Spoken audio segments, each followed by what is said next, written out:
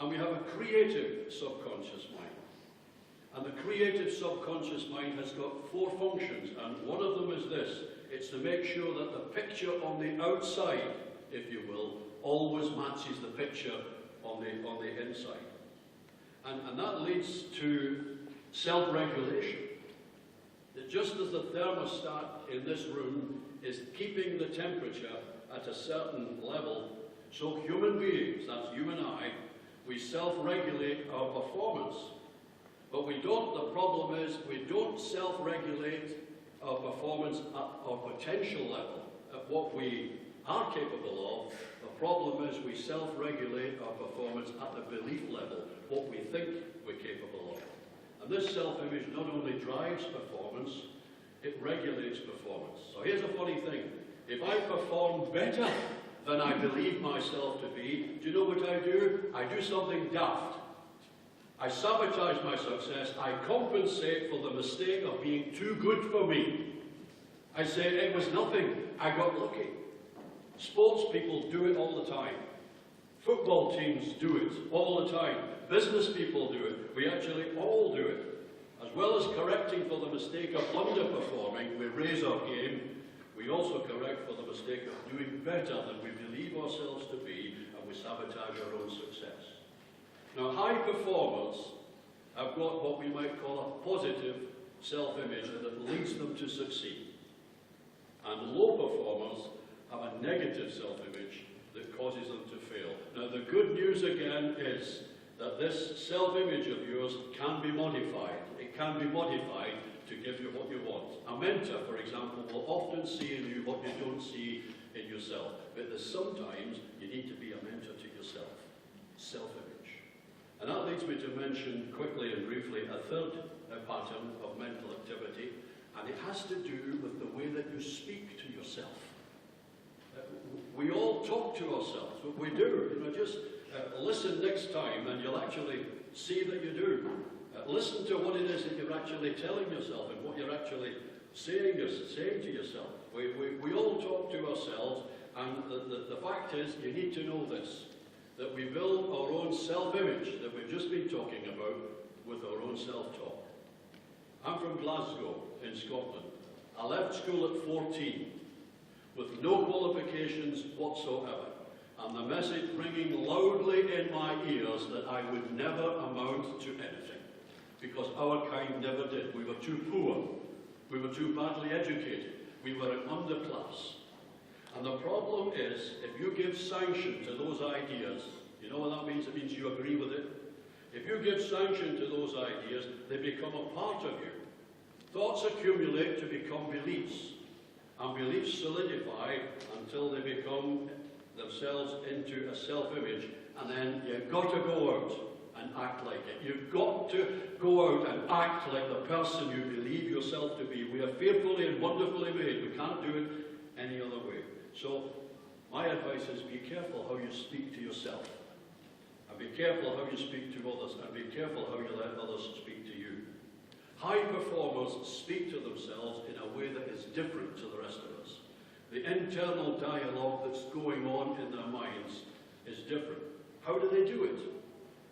It seems that first-person experiential imagery, sorry to use that kind of phrase, works best. There's many components to it, but broadly, it's personal. You'll find they use the word I and we a lot. It's present tense. They never say, I want to do this, I'm going to do that, I wish I could, I ought to do that. Doesn't do any good at all. But you'll find the language is like this: I am, we are. High performance people, people like Richard Branson and other big names that you know, they speak of the future as though it had already happened. The building is built before it's even in the mind. It's built before it's even on the ground. They speak of the future as though it had already happened. And it's positive.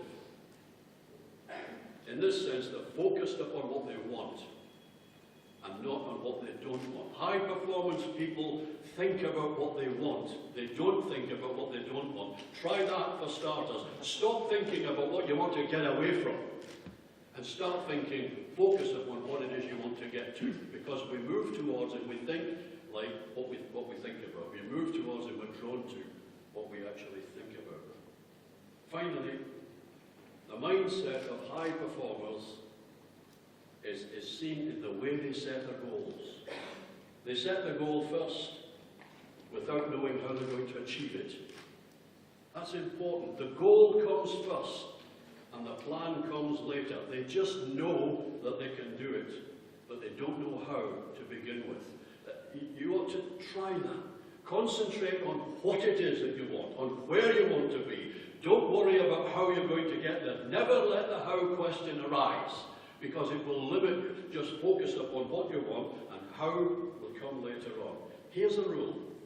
Your goals should be just out of reach, in the sense, I don't know how I'm going to get there, but they should be not out of sight.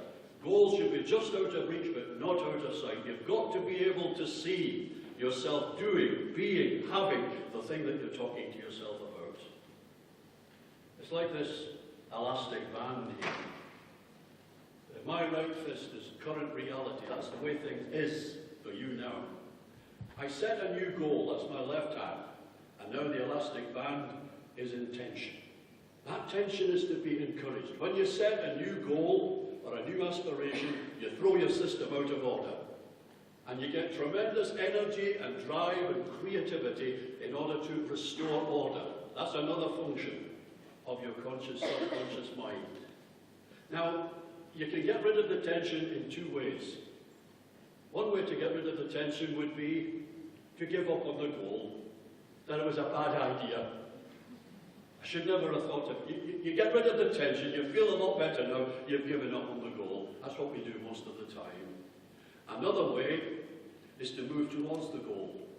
And your creative subconscious is very powerful. It can provide you the solution every time. It can help you to get out of things, but it can help you to know how you can actually move forward. The system is thrown out of order when you set a new goal and you restore order to bring it back to the way it ought to be. Which direction will you go in, though? Will you move towards the goal, or will you give up on the goal? That depends. It depends on the way you think. It depends on what is the most dominant image. And your job is to make what you want more dominant and more desirable than where you are at the moment. That is actually how big thinkers, high performers actually think. They always think about what they want, and they make what they want more desirable and more appealing than what they have now. Setting goals. I'm nearly finished. It was written somewhere, as a man thinks in his heart, so is he. Does that mean if I change the way I think, I alter the way my life goes? The answer is not entirely, but greatly.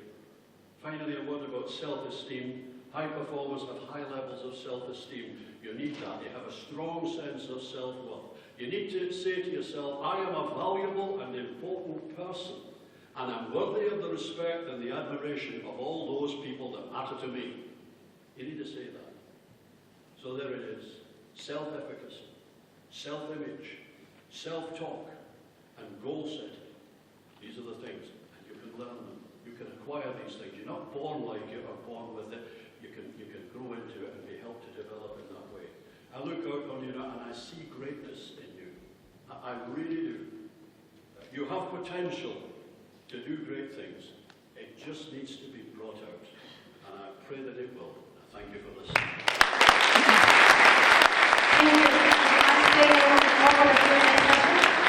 Thank you so much for this 10-minute inspirational speech. You can imagine how I felt after spending 2 full days with Mr. Jim Dunn on a full session. So, does anyone have a question for Mr. Jim Dunn? Please go ahead. Yes, you can ask the question directly because it's going to take too long to take them out. What would be the, let's say, the best tip that you can give us for eliminating negative self-image? 2 things. Focus, first of all, upon what it is that you want. That's never negative, it's always positive to actually do that. the other thing is, in terms of thinking about, I'm not making myself very clear here, in terms of thinking about what you want, avoid thinking about what you don't want. I think that would be the way to do it. So in a way, just focus on what you really, really want. Yeah. The problem you'll have in focusing on what you really, really want is if you've got low self-efficacy, if you don't really believe it can ever happen for you, then there's no strength in it and no power in it. You need to do what this man said and strengthen your level of self-efficacy and get to a point where you believe you can make it happen. And then having got to that point, you then continue to focus upon what you want and make it desirable, and you'll begin to move in that direction. Everything flows from this. All the other stuff about needing more than attitudes and the like really comes from this thought process. Thank you for your question. Does anyone else have a question? Yes. How can you get out from the vortex of negative events, unpleasant events, or unsuccessful issues? Yeah, again, I think you have to focus very clearly on where you want to be. There's always what we've found when we've talked to people and when we've measured culture and things like that. People always have a picture in their mind of where they would like to be, and if you focus upon that, that will begin to lift you out of where you actually are now. It's not a very clear answer that, but it's the problem with only having 10 minutes is nobody believes you in 10 minutes. You need a lot more. If I could explain to you, and maybe don't need to explain to you how your mind actually works. We're not where we hoped to be, and why is that? Something has got us there. And the thing that got us there, the same process can get you actually out of there. That's the way to do it. Mr. Jim Dunn is here for you, so after the session ends, you can catch up with him and ask him more questions. Thank you once again for joining us tonight.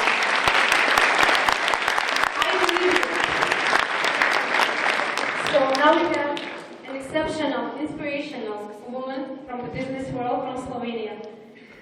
Not only that she's so beautiful, she's also very smart, but she also believes that there is so much talent in this region. And she can share with us now what it takes to grow the talent from this region. So, Sonia, please go.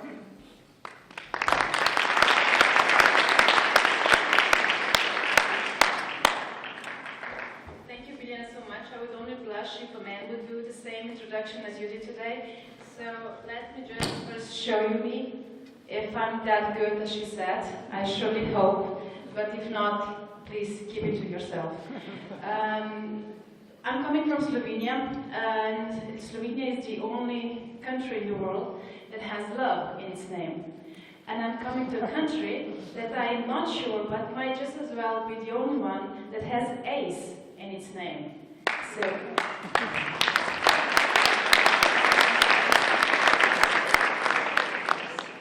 I think you have, just as we do, all the chances of being really, really great. I will probably not be very true to my presentation that I prepared, because I restructured a few of the things that I want to share with you. First, I'm very flattered that none of the men start running to the exit after Biljana said what I'm going to talk about. But let me first ask you a question. I have some